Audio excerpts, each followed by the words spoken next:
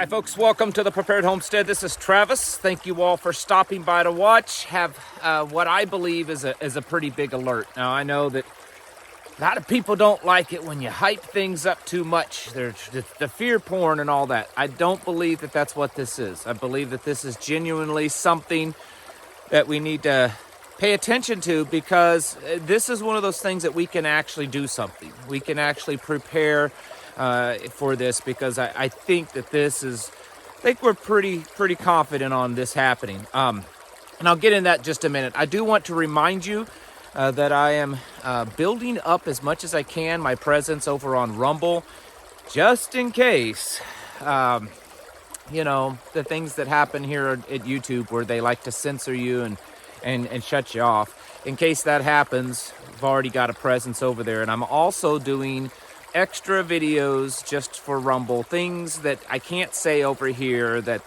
they censor me too much, all of us. And so a few times a week I'll throw a video up over there where I really get in the nitty-gritty of what's happening and don't really hold back. So encourage you to go over to Rumble, check it out, subscribe to that channel. It's totally free. Works very much like YouTube, and there's a link down in the description below. All right, so what we're talking about here, and I did talk about this the other day on my Patreon channel, but I wanted to, there's more that's come out because of this, and I wanted to bring this to you, is that we're probably looking at an ammo shortage in the near future.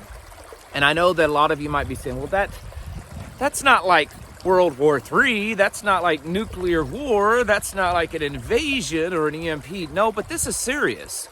I think that it's partly just what's happening, and they're probably going to take advantage of the situation and make it more difficult for folks like you and I to get ammo, because they don't like guns. They don't want us to have guns, you know. Biden says that he's going to take all the AR-15s away. He wants to ban them. He wants to get rid of them. You know, them bad, you know, rifles. Got to get rid of them assault rifles. And so I think that this is going to be a real thing. So the first thing that we'll just get on with what you need to do. You need to be buying up ammo. Right now, ammo is pretty cheap comparatively, you know, looking over the past 3 years or so. And it's pretty available. There's a lot of small producers out there making ammunition, and a lot of them you can get some pretty decent prices on things like 9mm and 5.56, even 7.62, and a few other, you know, calibers. Anyways, so last week Reuters was talking about a potential ammo shortage because of the war in Ukraine, and it was talking about it from a European perspective, right? That there could be an ammo shortage in Europe. And of course, Europe doesn't own a lot of privately owned firearms. They're not really big into that. So most of the ammunition that's produced in Europe is usually used for government, or it's sometimes shipped over here and Americans purchase it. But they're saying that the European companies can't keep, the European countries cannot keep up with the ammunition usage in Ukraine. I want to show you this this video clip here. This is the head of NATO, was it Stoltenberg?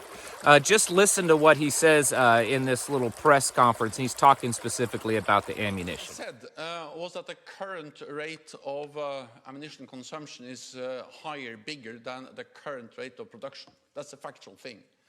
But since we have been aware of that for some time, we have started to do something. We're not just sitting there idle and watching this happening. So that's the reason why we over several months have worked hard at NATO and also within the Rammstein format to ramp up production. That's the reason why we launched this out of circle extraordinary review of our stockpiles. All right, so he says with his, this is the head of NATO. And he's saying that the usage of ammunition currently, remember, this is currently in Ukraine, exceeds the ability of all of Europe to produce. So they're using more on a daily basis than what Europe can produce on a daily basis. So they're going to eventually get to a shortage. Now, I know a lot of you are saying, well, this is Europe, we're America, we produce lots of ammunition, blah, blah, blah. So let's break this down. Number one, this war in Europe with Ukraine and Russia and NATO and us, it's going to get bigger. It already is. Just in the last few days, the winter offensive, NATO, same guy in NATO was saying that they believe that Russia has already started their winter offensive because they've seen a major uptick in what Russia is doing. Also remember that Russia has said February 24th, you better all be watching because we are going to, shock the world with what happens. And then you also have to factor in that at some point, Russia is going to retaliate because of, Biden administration blowing up the Nord Stream pipeline, one of the larger terrorist attacks in recent years. And what that retaliation will be, who knows? Is it a possibility that NATO and the United States could become more involved, maybe even directly involved in this?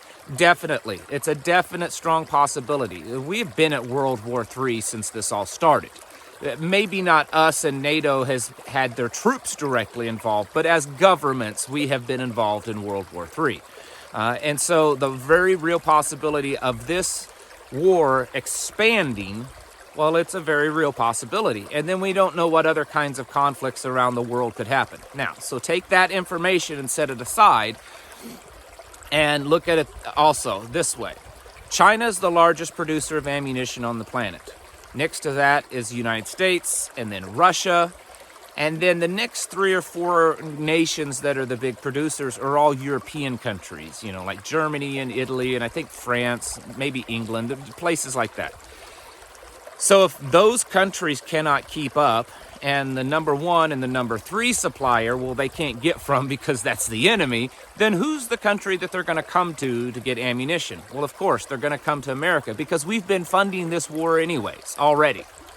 And so if there's an ammunition shortage in Europe because of Ukraine, America's going to have to step up and start sending their ammo over. And if this expands and if the United States gets involved more directly, then there's going to be an even greater drain on ammunition. And so you take all that and then you look at it from the perspective of the far lefties, and they're like, well, we don't want people to have guns and ammo anyways. And we have a really great opportunity because of this war to just say, well, all the ammunition really needs to just go into the war effort. They may not be able to necessarily control the small producers of ammunition, which, they could make some type of presidential proclamation and commandeer all the private producers. I wouldn't put them past that. But even not looking at it that way, the vast majority of ammunition that's produced in America is actually produced by large companies. Companies like Winchester and Fiocchi and S&B and Federal, and you guys all know the ones I'm talking about, the big companies. The smaller producers, it's great, but they're not producing the mass amounts of ammunition that the big ones do. Most of those big companies have contracts with the government. And most of those contracts with the government state that, especially in times of national emergency, that those companies need to put all their focus on making ammunition for the government. So, let's just make up pretend numbers and say Winchester makes 500,000 rounds of ammunition in one day. And maybe half of it goes to the government, half of it's civilian market. Something breaks out, government pulls their plug and says, hey, we want it all. Now all of that ammunition goes to the government and not to the civilian market. I'm making up numbers, I know, but the point is the same.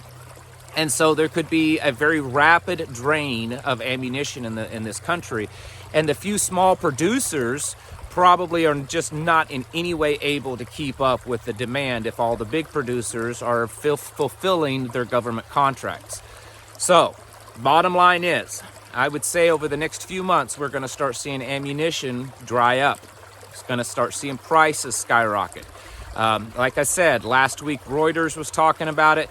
Now this week, the head of NATO is talking about it.